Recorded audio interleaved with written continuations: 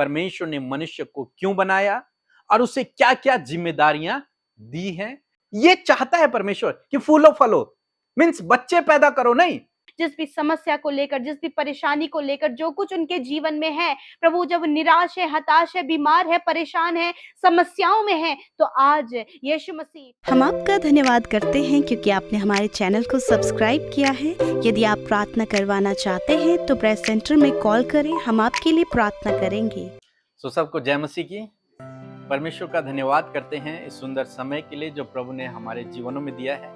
विशेषकर कि प्रभु हमें बहुत अद्भुत गूढ़ भेदों को सिखा रहा है इन दिनों में। और जैसे कि आप सभी लोग जानते हैं कि हम लोग सीख रहे हैं परमेश्वर के राज्य के बारे में, क्योंकि यीशु मसीह ने कहा परमेश्वर के राज्य और उसकी धार्मिकता की खोज करो तो ये सब वस्तुएं तुम्हें मिल जाए। तो सबसे पहला उद्देश्य जो हमारा है वो है परमेश्वर के राज्य की खोज करना। और उसके लिए हम कुछ चीजों को सीख रहे हैं, कुछ बातों को सीख रहे हैं ताकि हम बहुत अच्छे से परमेश्वर के राज्य की ढूंढ खोज कर सकें और हमारे जीवन में किसी भी चीज की घटी कमी न रहे। ठीक है, बीते दिनों हमने सीखा कि परमेश्वर ने मनुष्य को अपने स्वरूप और अपनी समानता में बनाया। स्वरूप और समानता में बनाने का मतलब है कि परमेश्वर ने मनुष्य को अपने ही कैरेक्टर में, अपने ही गुणों में रचा, बनाया। समझ गए साधारण से शब्दों में।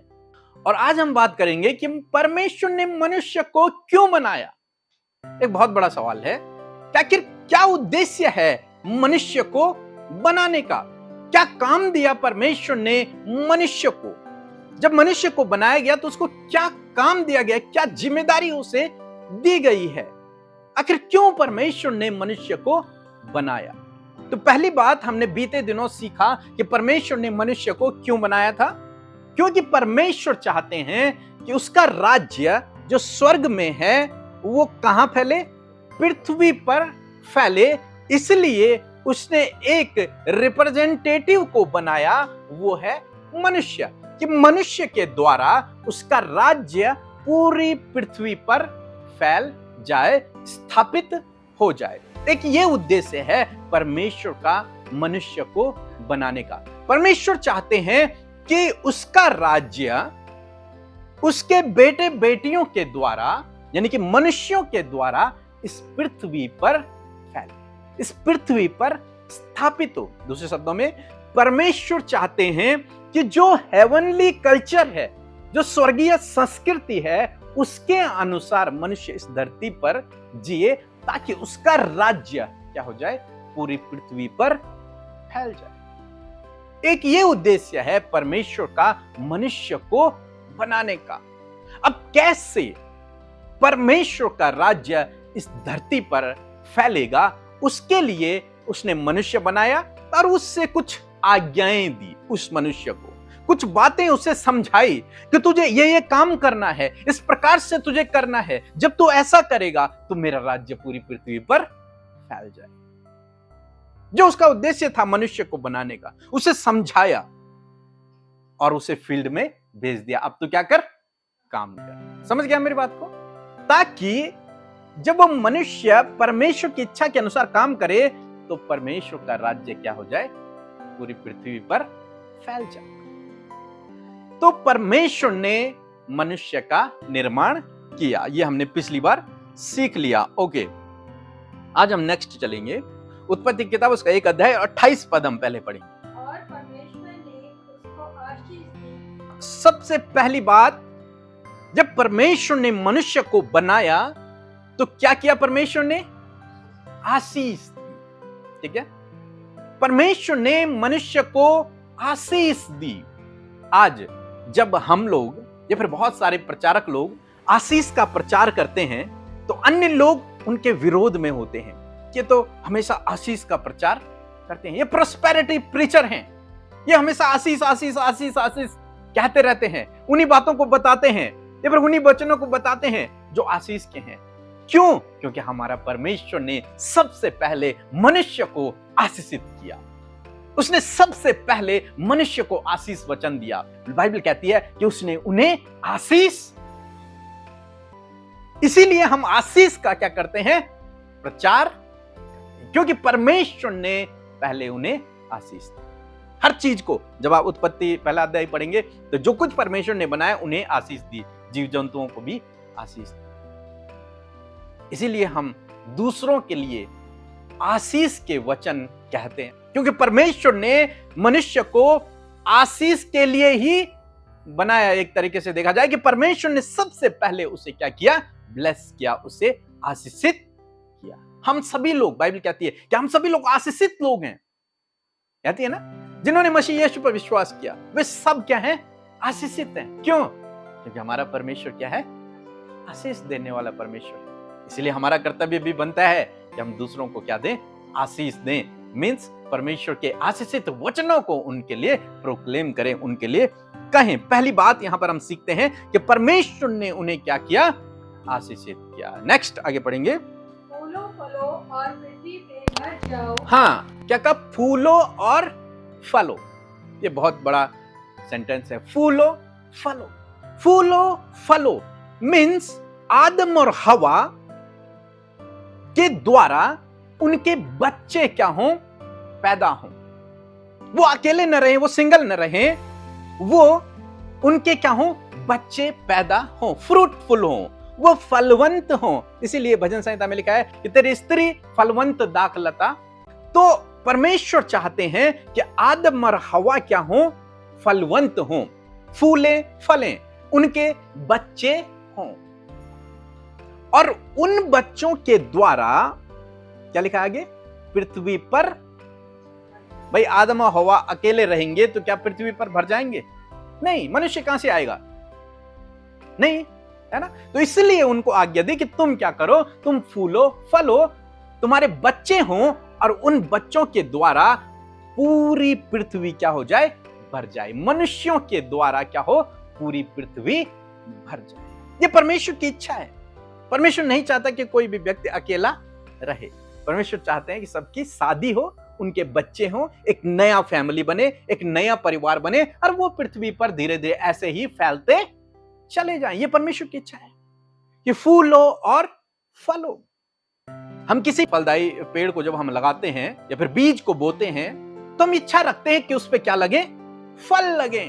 और कई बार हम उन फलों को खाते हैं और कई बार हम उन्हें फिर बो देते हैं, बीजों को, ताकि वो फिर से क्या हो? और फलों को उत्पन्न करे और पेड़ पौधे उत्पन्न हो। यही परमेश्वर की इच्छा है कि मनुष्य के द्वारा, आदम और हवा के द्वारा उनके बच्चे पैदा हों और वो बच्चे पूरी पृथ्वी पर फैल जाएं। ठीक है? उन बच्चों के भी बच्चे हों, उन बच्चों के भी बच्चे हों, और इस प्रकार से पूरी पृथ्वी क्या हो जाए? मनुष्यों से भर जाए। और यही परमेश्वर उन्हें आशीष दे रहा है कि तुम फूलो फलो और इस पृथ्वी पर भर जाओ। मीन्स तुम्हारे बच्चे हों, उनके भी बच्चे हों, उनके भी बच्चे हों, और इस प्रकार से तुम मल्टीप्लाई होकर के पूरी पृथ्वी में भर जाओ। अब यहां पर बात है, क्या परमेश्वर ने ऐसा कह रहा है केवल बच्चे पैदा करो और उन्हें छोड़ दो? क्या परमेश्वर यह चाहता था? नहीं। यहां पर एक बहुत बड़ा पॉइंट है और हम मसीह विश्वासियों के लिए बहुत ही जरूरी है वो, कि परमेश्वर चाहते थे कि जैसे परमेश्वर ने मनुष्य को, आदम और हवा को अपने स्वरूप और अपने समानता में, यानी कि अपने गुणों के अनुसार बनाया, वैसे ही आदम और हवा के द्वारा बच्चे पैदा हों और वो भी उनके गुणों के अनुसार हों। परमेश्वर के गुणों के अनुसार वो बच्चे हों, जो परमेश्वर का डर भय माने, जो परमेश्वर की आज्ञाओं पर चले, जो काम परमेश्वर ने दिया है उस काम को वो आगे करे। ये चाहता है परमेश्वर कि फूलो फलो मीन्स बच्चे पैदा करो नहीं, केवल बच्चे पैदा करो नहीं, बल्कि वैसे बच्चे पैदा करो, एक तरीके से देखा जाए, जो परमेश्वर के स्वरूप और समानता में हो, यानी कि जिनके अंदर परमेश्वर के गुण हो। इसीलिए बच्चों की परवरिश करना हम सब की क्या है? जिम्मेदारी है। और बाइबल कहती है कि कैसी परवरिश करना? मसीह में उनकी परवरिश करना।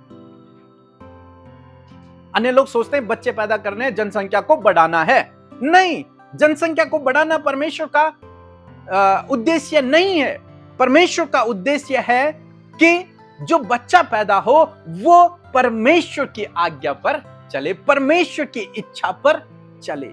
मीन्स जैसे परमेश्वर ने आदम और हवा को बनाया, वैसे ही आदम और हवा के द्वारा वैसे ही बच्चे पैदा हों, जो परमेश्वर का डर भय माने, परमेश्वर की इच्छा पर चले, परमेश्वर के उद्देश्य को ध्यान में रखते हुए अपने जीवन को व्यतीत करें, ताकि उनके द्वारा भी जब बच्चे पैदा हों तो वो भी वैसे ही हो, परमेश्वर की संतान।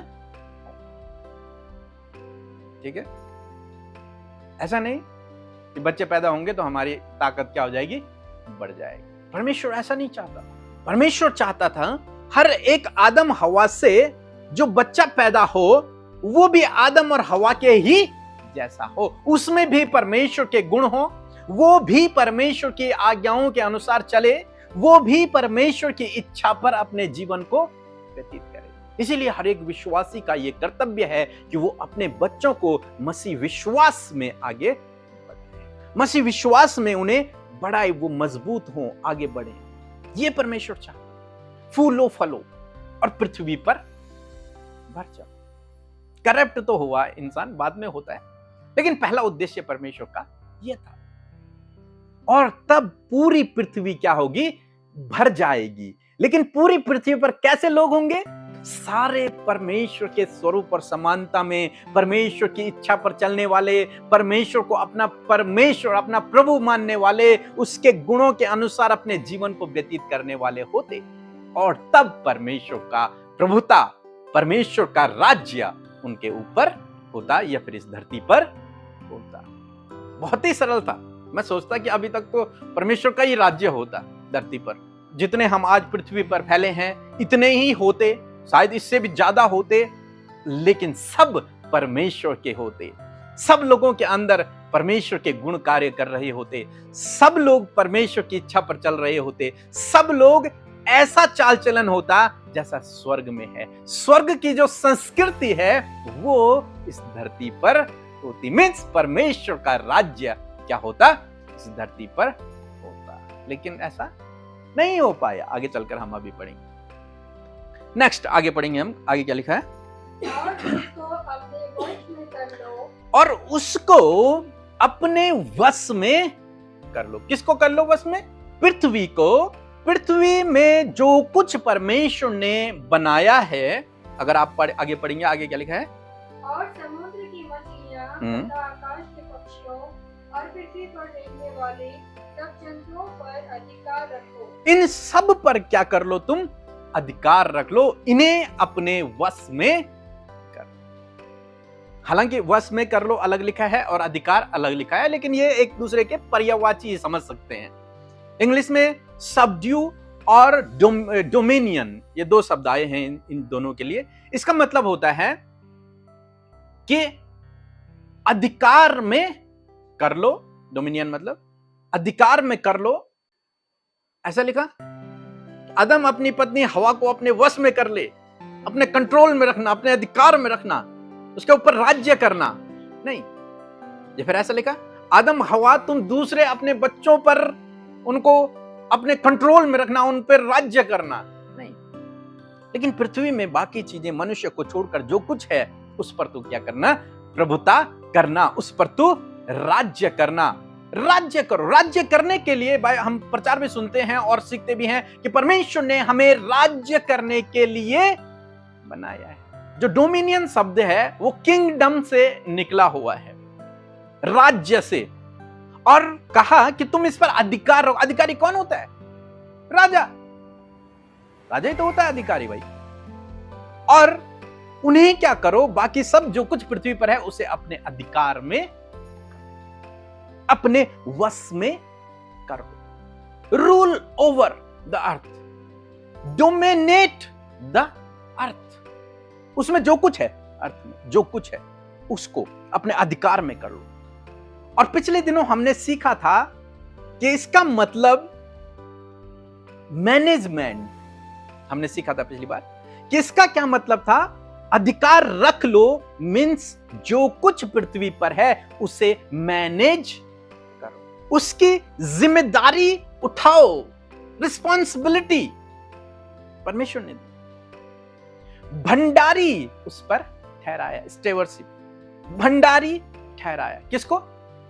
मनुष्य को, हम सबको। अधिकार रख लो। अधिकार रखना मीन्स लड़ाई झगड़े करके गुंडागर्दी, ये वाला अधिकार वाली बात नहीं थी कि भाई डॉन बन के बैठ गया, ये वाली अधिकार वाली बात नहीं थी। अधिकार दिया मीन्स उसको जिम्मेदारियां दी, उसको रिस्पॉन्सिबिलिटी दी, उसको मैनेजर के रूप में रखा, उसको भंडारी के रूप में रखा। मनुष्य को किसके ऊपर? पृथ्वी के ऊपर। और उससे कहा तू राज्य कर, तू इसे मैनेज कर, तू इसका प्रबंधन कर, ये तेरी जिम्मेदारी है, ये तेरी रिस्पॉन्सिबिलिटी है। इसको टेक केयर करना, इसको संभालना, इसकी देखभाल करना, इसे बढ़ाना, इसने इसे अपने उपयोग के योग्य बनाना।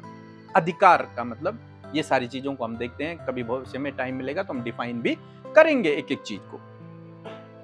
तो समझ आया कि परमेश्वर ने मनुष्य को एक अधिकारी के रूप में इस पृथ्वी पर रखा। सबसे पहली बात कि परमेश्वर चाहते थे कि उसका राज्य स्वर्ग से इस पृथ्वी पर फैले। किसके द्वारा फैले? मनुष्यों के द्वारा। इसलिए उसने एक प्लेनेट पर, पृथ्वी पर एक मनुष्य रखा, आदम और हवा, और उन्हें राजा के रूप में वहां पर नियुक्त किया, एक रिप्रेजेंटेटिव के रूप में नियुक्त किया, एम्बेसडर के रूप में उन्हें नियुक्त किया कि ये लोग मेरे बिहाफ में इस धरती पर क्या करेंगे? मेरे राज्य को फैलाएंगे और प्रभुता करेंगे, राज्य करेंगे। इसलिए उन्हें अधिकार दिया, इसलिए उन्हें जिम्मेदारियां दी, इसलिए उन्हें भंडारी बनाया, इसलिए उन्हें प्रबंधक के रूप में वहां पर नियुक्त कर दिया। अब तुम्हारा काम है इस पृथ्वी को मैनेज करना, अब तुम्हारा काम है इन सब की देखभाल करना। ये सारी जिम्मेदारी, सारी रिस्पॉन्सिबिलिटी परमेश्वर ने आदम और हवा को दे दी। 2 अध्याय और 15 पद पढ़ेंगे। तब यहोवा परमेश्वर ने आदम को लेकर अदन की वाटिका में रख दिया कि वह उसमें काम करे और उसकी रक्षा करे। फिर परमेश्वर ने कुछ और जिम्मेदारी दी उसे अदन की वाटिका में रखा, और पहली बात क्या कही? क्या करे? सोया रहे? निकम्मा बन जाए? क्या करे? हम लोग सोचते हैं, एक भाई ने मुझसे एक सवाल पूछा और उस दिनों मुझे इस सवाल का उत्तर नहीं पता था। उसने मुझसे पूछा, अगर आदम और हवा पाप नहीं करते तो कितनी अच्छी जिंदगी होती, हमें काम ही नहीं करना पड़ता, हम लेटे रहते, काम नहीं करना पड़ता। मैंने कहा यार बात तो सही बोल रहा है यार, है ना? क्योंकि हम सोचते थे कि जब आदम और हवा ने पाप किया तब परमेश्वर ने कहा कि ये पृथ्वी तेरे लिए ऊंट कटारे उगाएगी और तू इसे खोद खोद कर खाएगा। काम हमने सोचा तब आया, पाप करने के बाद। हम ऐसा सोचते थे अभी तक। और उसने मुझसे कहा, मैं भी एग्री हो गया, हाँ यार बात तो सही बोल रहा भाई, अगर वो पाप नहीं करते तो आज हमें काम नहीं करना पड़ता, हम लेटे रहते और आराम से सोते खाते सोते खाते सोते। लेकिन नहीं, परमेश्वर का उद्देश्य था मनुष्य को बनाने का, इस धरती पर रखने का, कि वो काम करे। क्या करे? काम करे। आज बहुत सारे जवान भाई बहनों की ये मेंटलिटी है कि वो काम नहीं करना चाहते। वो प्रार्थना कर रहे हैं, वो वचन पढ़ रहे हैं, लेकिन काम नहीं करना चाहते, काम नहीं करना चाहते। लेकिन जबकि परमेश्वर ने मनुष्य को किस लिए बनाया? कि वो अदन की वाटिका में इस धरती पर क्या करे? काम करे। उसको एक जिम्मेदारी दी, एक रिस्पॉन्सिबिलिटी दी कि तू इस धरती पर क्या करेगा? काम करेगा। जो काम तुझे दिया गया है तू उसे पूरा करेगा।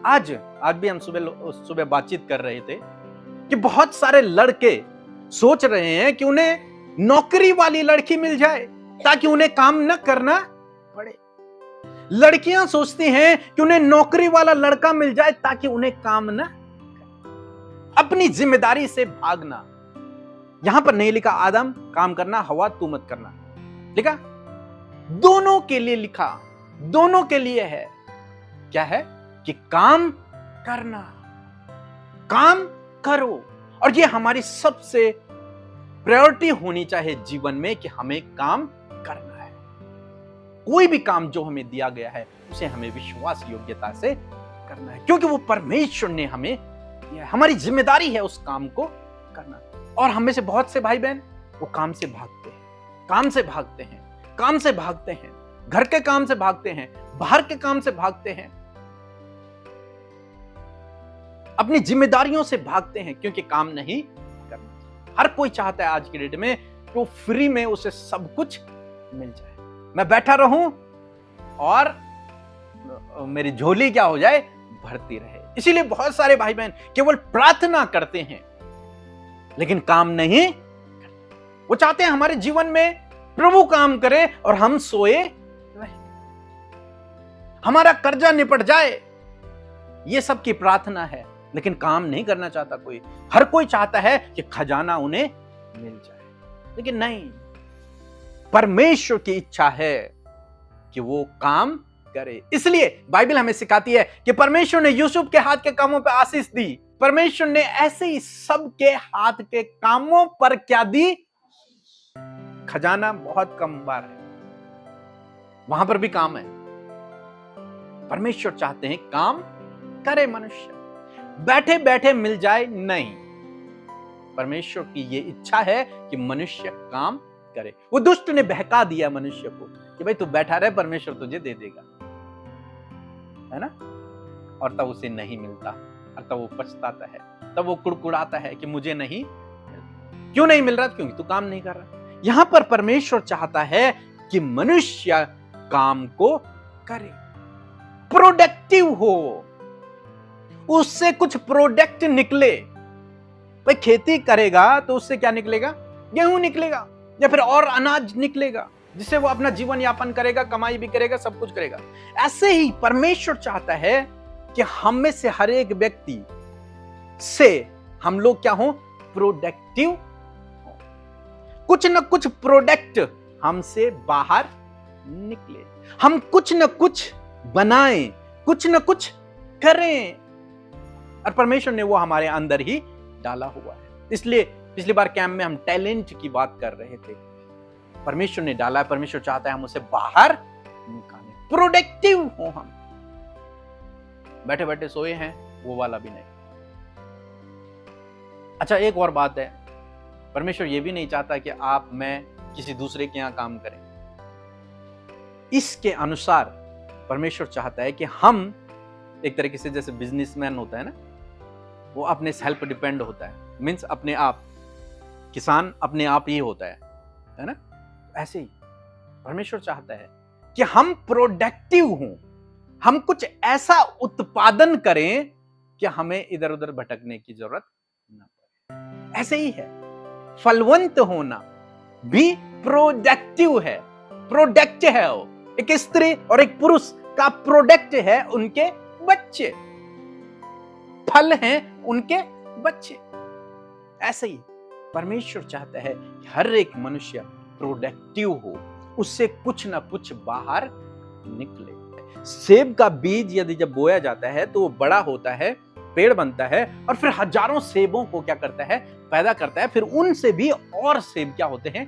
पैदा होते हैं। इसी प्रकार से परमेश्वर चाहता है कि हम प्रोडक्टिव हों। खेती करते हैं, उत्पादन होता है, कोई बिजनेस कर रहे हैं तो कोई प्रोडक्ट बनता है। ऐसे ही परमेश्वर चाहता है काम करो, मींस प्रोडक्टिव बनो।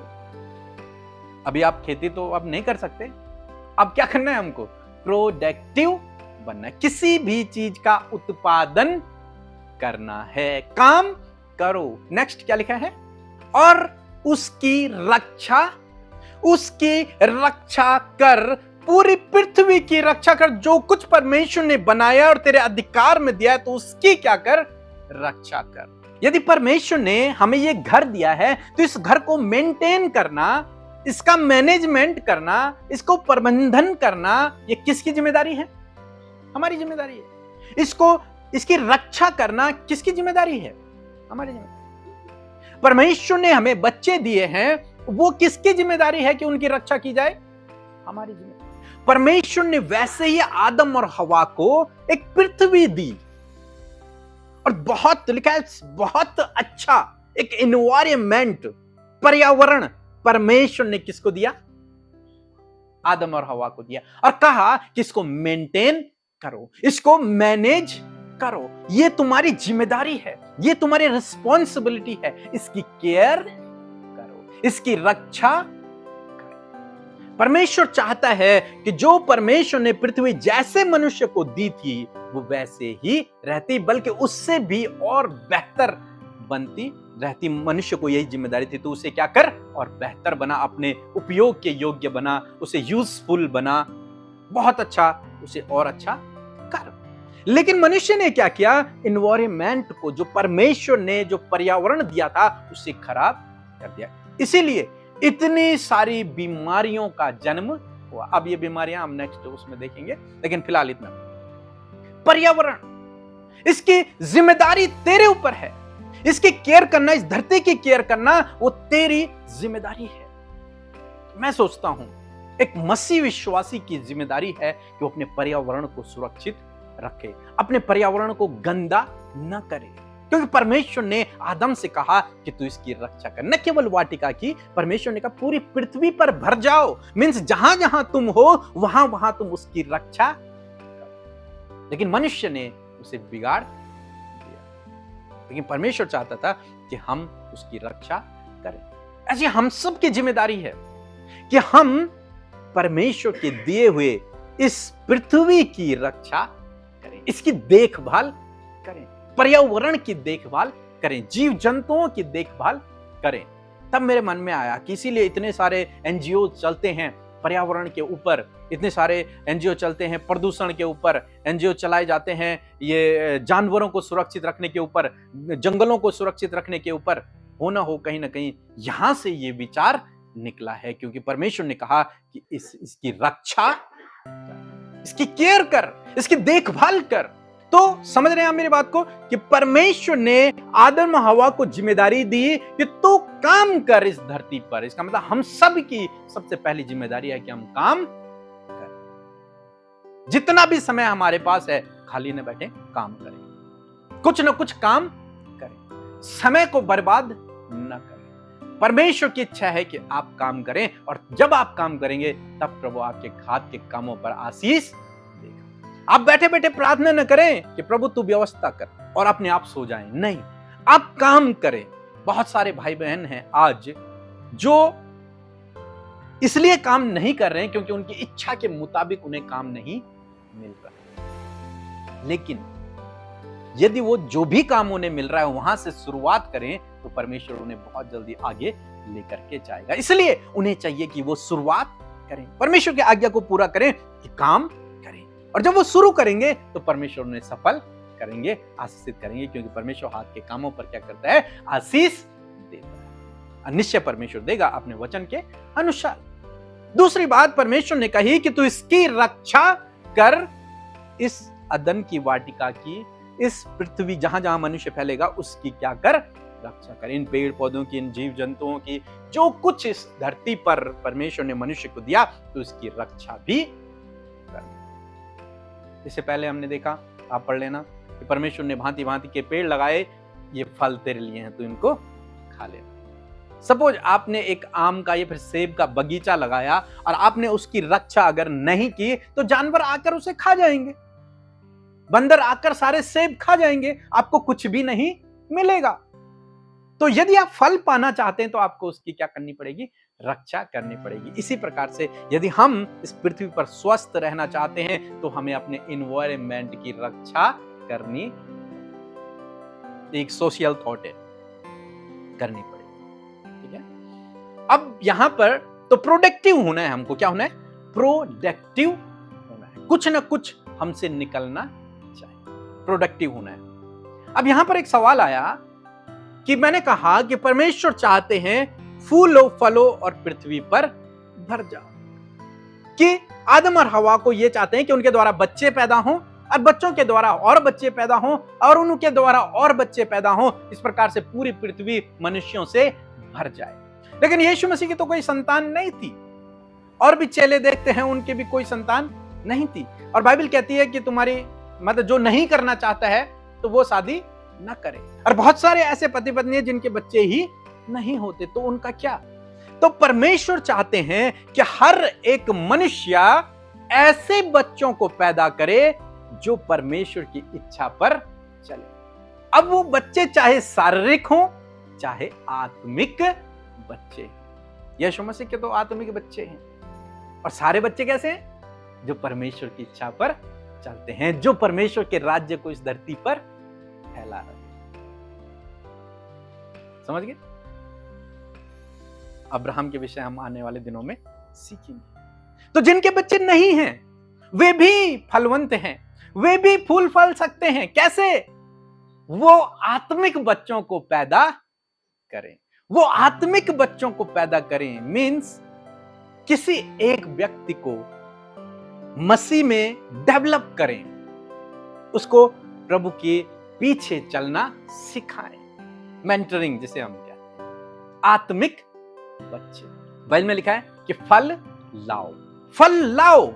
कई बार हम सोचते हैं कि आत्मा के फल लाओ। यस, आत्मा के फल जो हमने अभी पहले देखा वो भी हमारे पास होने चाहिए। लेकिन एक फल, फूलो फलो, ये वाला फल भी है कि हर एक व्यक्ति के द्वारा एक ऐसा ही बेटा बेटी जन्म ले जो क्या हो, मसीह की इच्छा के अनुसार, परमेश्वर की इच्छा के अनुसार इस धरती पर चले और उसके कार्य को करे, चाहे वो आत्मिक हो या फिर शारीरिक हो। आत्मिक रूप से भी हम देख सकते हैं कि फल लाओ मीन्स लोगों को परमेश्वर के इच्छा के अनुसार चलना सिखाओ, उन्हें परमेश्वर की इच्छा के अनुसार जीवन में चलना सिखाओ। मीन्स तुम फूल फल रहे हो और तुम परमेश्वर के राज्य को पृथ्वी पर लाने के लिए लोगों को ट्रेन कर रहे हो, उन्हें सिखा रहे हो कि मसीह के पीछे चलना है, प्रभु की आज्ञाओं के अनुसार अपने जीवन को व्यतीत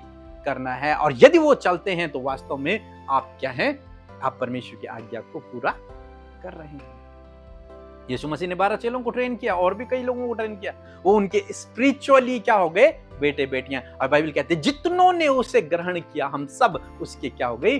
संतान हो गई। वही आत्मिक बेटे बेटियां जो परमेश्वर के राज्य को क्या कर रहे हैं? फैला रहे हैं। तो ऐसे ही हमारा कर्तव्य भी है कि हमारे द्वारा भी आत्मिक बच्चे क्या हो? जन्म ले और उन्हें हम ट्रेन करें आगे मसीह जीवन में बढ़ने के लिए, परमेश्वर के अनुसार इस धरती पर जीने के लिए, ताकि परमेश्वर का राज्य फैले। तो आज आपको समझ आया कि परमेश्वर ने मनुष्य को क्यों बनाया? ताकि परमेश्वर का राज्य इस धरती पर उसके बेटे बेटियों यानी कि मनुष्य के द्वारा फैले। इसके लिए उसने आदम और हवा को आज्ञा दी कि वे क्या हों? फ्रूटफुल हों। मीन्स उनके बच्चे पैदा हों और उनके बच्चों से बच्चे पैदा हों। लेकिन कैसे बच्चे पैदा हों? जो परमेश्वर की आज्ञा पर चलें, उन्हें वो ट्रेन करें परमेश्वर की आज्ञा पर चलने के लिए, या फिर परमेश्वर के गुणों के अनुसार वो बच्चे हों, या फिर परमेश्वर का जो उद्देश्य है वो बच्चे उस उद्देश्य को पूरा करें। ये परमेश्वर ने उन्हें आज्ञा दी और पूरी पृथ्वी पर भर जाओ, जो कुछ पृथ्वी में है उसे अपने अधिकार में कर लो, उसे अपने कंट्रोल में कर लो। और आदम को, हवा को एक जिम्मेदारी दे दी, एक मैनेजमेंट दे दिया, एक रिस्पॉन्सिबिलिटी दे दी। अब उनका काम था इस सब का प्रबंधन करना, पृथ्वी में जो कुछ है उस सब को मैनेज करना। उस सब की रिस्पॉन्सिबिलिटी अब किसके पास थी? आदम और हवा के पास। यहां पर अथॉरिटी की हम बात कर रहे हैं, अधिकार की बात भी कर रहे हैं। और जब मैं इसे पढ़ रहा था तो वहां पर लिखा अधिकार जो कुछ इसमें है। क्या लिखा वो सेंटेंस एक बार पढ़ना।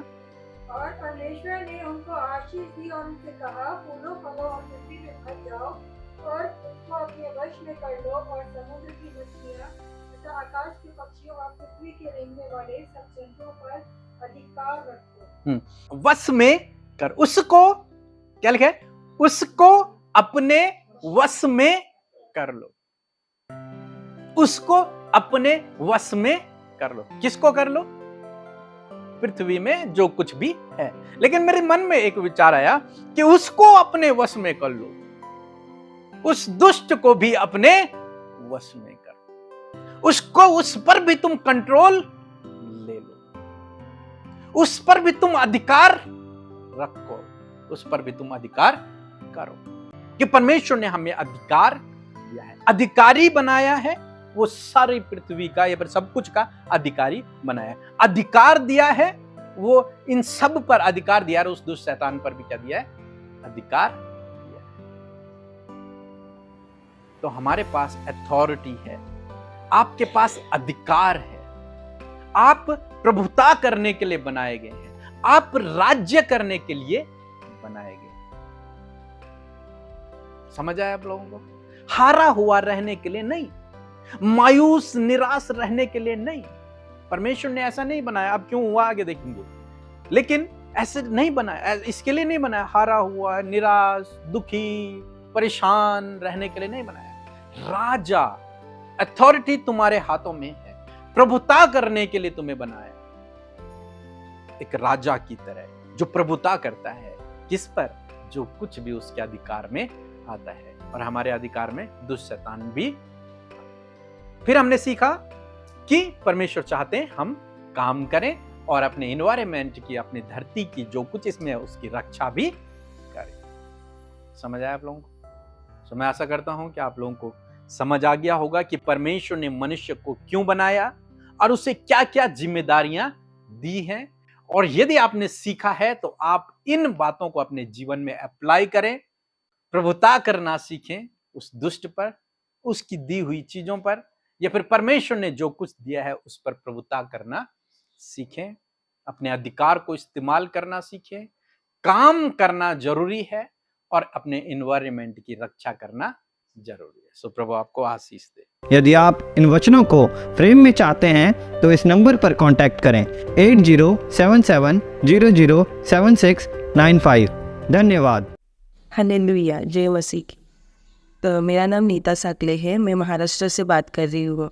मैं अमृता मसीह यानी पीके ब्रदर की सुबह शाम की प्रार्थना में देखती हूँ, मैं सुनती हूँ, मुझे बहुत अच्छा लगता है। मैंने कुछ महीने पहले ही मैंने रिक्वेस्ट की थी, बिकॉज मेरी सिस्टर जो है वो प्रेग्नेंट थी, उसके बहुत सारे इशू थे, उसका बीपी का बहुत प्रॉब्लम था। डॉक्टर ने बोला था कि वो उसका सीजर ही होगा। मैंने उसके लिए प्रार्थना की थी, रिक्वेस्ट की थी, व्हाट्सएप पे रिक्वेस्ट की थी।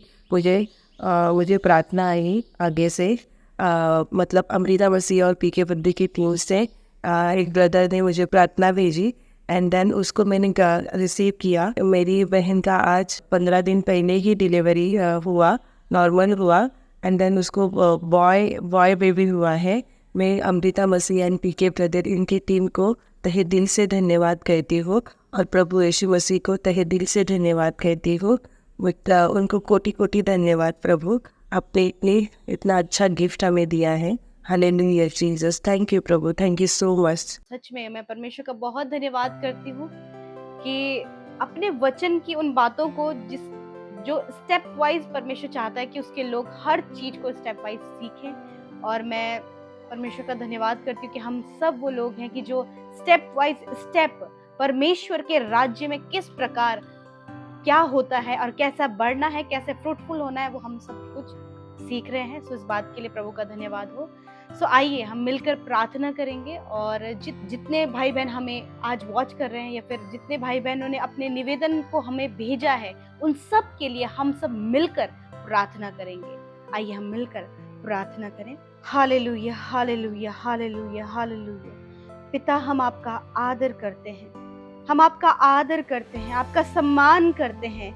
सच में मेरे प्रभु, तू स्वर्ग में विराजमान है और प्रभु तू हमारा पिता है और हमारी प्रार्थनाओं को सुनता है। परमेश्वर, धन्यवाद करते हैं तेरी प्रेजेंस के लिए प्रभु, तेरी उपस्थिति के लिए, तेरे पवित्र आत्मा, उस अलौकिक पवित्र आत्मा के लिए जो तूने हमें सहायक के रूप में दिया है। Thank you Lord. प्रभु, ये सच में ये बहुत बड़ा प्रिविलेज है, ये बहुत बड़ा सौभाग्य है कि हम सब तेरे बेटे बेटियां हैं और हम राजा की संतान हैं और हम भी राजा हैं। पिता, हम धन्यवाद करते हैं, तूने हमें अधिकार अधिकार रखने के लिए, डोमिनियन करने के लिए बुलाया है परमेश्वर पिता। मैं धन्यवाद करती हूँ पिता, आज प्रभु इस वचन के द्वारा प्रभु जो शिक्षा तूने हमें दी है उसका हम आदर करते हैं, उसे अपने जीवन में जगह देते हैं, उसे सीखने के लिए प्रभु हम हर दिन तैयार हैं। और मैं धन्यवाद करती हूँ आज जितने भी भाई बहनों ने प्रभु इस वचन को सुना और प्रभु इस वचन से तेरी शिक्षाओं को लिया, मैं चाहती हूँ पिता कि ये वचन उनके जीवन में प्रैक्टिकली वर्क करे पिता परमेश्वर, ये वचन उनके जीवन में फ्रूटफुल होने पाए पिता परमेश्वर। प्रभु इस वचन के द्वारा प्रभु तेरे लोग प्रभु जागरूक हो सके प्यारे परमेश्वर पिता। मैं धन्यवाद करती हूँ प्यारे प्रभु, जिस प्रकार आपने मेरे प्रभु आदम को पिता हर एक बात पर पृथ्वी को वश में करने के लिए, उसे फलवंत होने के लिए प्रभु तूने उससे पहले आशीष दी। और धन्यवाद यीशु मसीह, हम इस बात को जाने हैं कि हम सब वो लोग हैं जिन्हें तूने पहले से आशीष दी है मेरे पिता परमेश्वर। हम आशीषित हैं मेरे खुदा, हम तेरा धन्यवाद करते हैं। और आज तेरे बेटे बेटियां इस बात को समझे और इस बात के लिए प्रभु आनंदित हो, इस बात के लिए खुश हो कि वो आशीषित हैं मेरे प्रभु जी। धन्यवाद करते प्यारे प्रभु। और आज मैं प्रार्थना करती हूँ प्रभु तेरे लोगों के लाइफ के फ्रूटफुल होने के लिए प्यारे परमेश्वर प्रभु, फलवंत होने के लिए प्यारे प्रभु, उन्हें उनके जीवन में प्रभु जो कुछ भी तूने दिया है, ये पृथ्वी और इस पृथ्वी में जो कुछ तूने उन्हें दिया है प्रभु यीशु, तेरे लोग उसमें फलवंत होने पाए परमेश्वर पिता। मैं धन्यवाद करती हूँ प्यारे प्रभु। और प्रभु आज मैं प्रार्थना करती हूँ कि तेरे लोग पृथ्वी पर दी गई हर एक वस्तु प्रभु जो कुछ उन्हें दिया है उस पर अधिकार रखने पाए पिता, वो डोमिनियन करने पाए पिता परमेश्वर प्यारे प्रभु। और सच में मेरे पिता आज ये अपने अधिकार को, अपनी अथॉरिटी को समझने पाए प्यारे परमेश्वर पिता। मैं धन्यवाद करती हूँ आज उनके आत्मिक आंखों को आप खोल दीजिए परमेश्वर। मैं प्रार्थना करती हूँ प्रभु, सच में मेरे प्रभु तूने आदम से कहा कि तू काम कर और इस वाटिका की रक्षा कर प्रभु, उसी प्रकार आज प्रभु तूने हम सबको भी ये आज्ञा दी है पिता कि हम पिता जो कुछ भी तूने दिया है हम काम करें, हम प्रोडक्टिव हो मेरे खुदावंद यीशु। और आज प्रभु तेरे लोग अपने जीवन में प्रोडक्टिव होने पाए पिता परमेश्वर पिता। प्रभु जो भी पिता परमेश्वर उत्पादन उनसे होता है परमेश्वर प्रभु, उससे तेरे नाम की महिमा होने पाए पिता परमेश्वर। प्रभु तेरे लोग आलस का शिकार ना बने पिता परमेश्वर, किसी भी काम करने के लिए प्रभु वो मन को ना चुराए पिता परमेश्वर प्रभु। हर एक काम पिता इस बात को लेकर, इस आज्ञा को लेकर कि तूने कहा है कि काम कर, हाँ परमेश्वर इसको लेकर प्रभु तेरे लोग काम करने पाए पिता। हर प्रकार की काम चोरी यीशु मसीह नासरी के नाम से तेरे लोगों के जीवन से चली जाए in the name of Jesus. Thank you father, धन्यवाद करते प्यारे प्रभु। और प्रभु जो तूने ये हमें प्रभु एनवायरनमेंट दिया है पिता, इसे सेफ एंड प्रोटेक्ट करने के लिए प्रभु तूने हमें जिम्मेदारी दी है प्रभु। जो कुछ प्रभु हमारे एनवायरनमेंट है प्रभु उसे सेव करने के लिए प्रभु हम सबको पिता आप याद दे कि हम उसे प्रोटेक्ट कर सके प्यारे परमेश्वर पिता। धन्यवाद करते प्यारे प्रभु।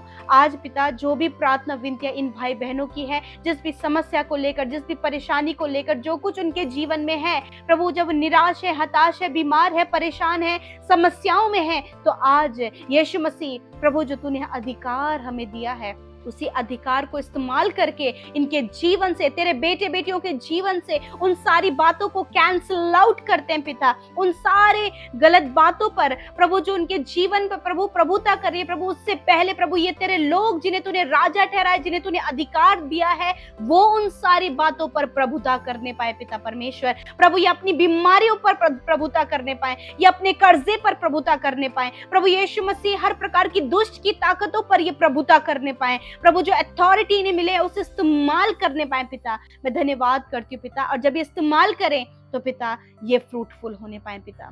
Thank you Lord. इसी समय दुष्ट आत्माएं, दुष्ट के हर एक कार्य इन भाई बहनों के जीवन से, इनके फैमिली से निकल कर चली जाए यीशु नासरी के नाम से। मेरे प्रभु इनके बच्चों के जीवन से उस दुष्ट के कार्य को हम प्रभु पूर्ण रीति से नष्ट करते हैं। उन बच्चों के ऊपर प्रभु तेरा पवित्र आत्मा राज्य करे और कंट्रोल करे पिता।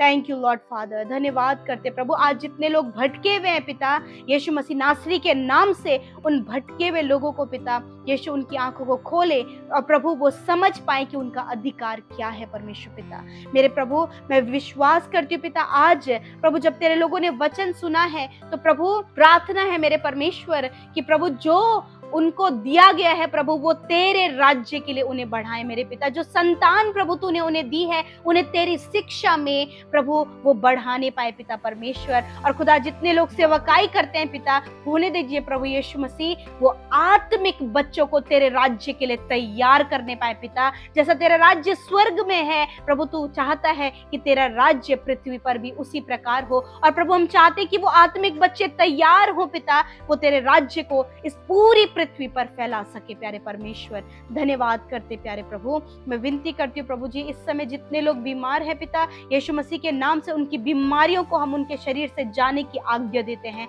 हर प्रकार की तकलीफ को यीशु के नाम से जाने की आज्ञा देते हैं। हर बीमारी के ऊपर अधिकार लेकर कहते हैं, डांटते हैं और कहते हैं इनके शरीरों को छोड़कर चले जाओ यीशु नासरी के नाम से। धन्यवाद प्यारे प्रभु। आज पिता परमेश्वर तेरे लोग प्रभु उन बीमारियों के ऊपर अधिकार लेने पाए।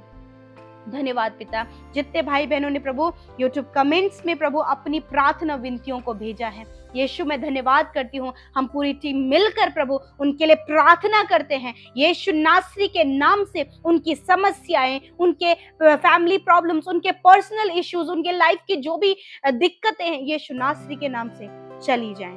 धन्यवाद करते प्यारे प्रभु जी। और जितने लोगों ने प्रभु यहाँ कॉल करके अपने निवेदनों को भेजा है प्रभु यीशु, वो एक एक विनती हम मिलकर तेरे आगे रखते हैं, क्योंकि प्रभु तेरा वचन कहता है कि तू सुनता है प्रार्थना को खुदा। और प्रभु तूने उन भाई बहनों की प्रार्थनाओं को सुन लिया है। मैं धन्यवाद करती हूँ। सब कुछ आपके हाथों में देते हैं पिता। आज जो वचन सुना है ये वचन आपके लोगों के जीवन में बहुत तायत से फलवंत होने पाए पिता। इन्हें बंधनों से आजाद करें, इनकी आंखों को आप खोलें और प्रभु होने दीजिए ये अपने आप को भी, अपने बच्चों को भी आत्मिक रूप से तैयार कर सके खुदावन। धन्यवाद तेरे राज्य को यहाँ पर फैलाने के लिए प्यारे परमेश्वर। धन्यवाद करते प्रभु। जितने भाई बहन प्रभु जी हमारे साथ में हर दिन में प्रभु शामिल होते हैं प्रभु, उन्हें आशीष दें, बढ़ाएं, फलवंत करें। धन्यवाद करते एक बार फिर से सबको तेरे हाथों में देते हैं। इस प्रार्थना विनती को यीशु मसीह नासरी के नाम से मांगते हैं, सुने और ग्रहण करें।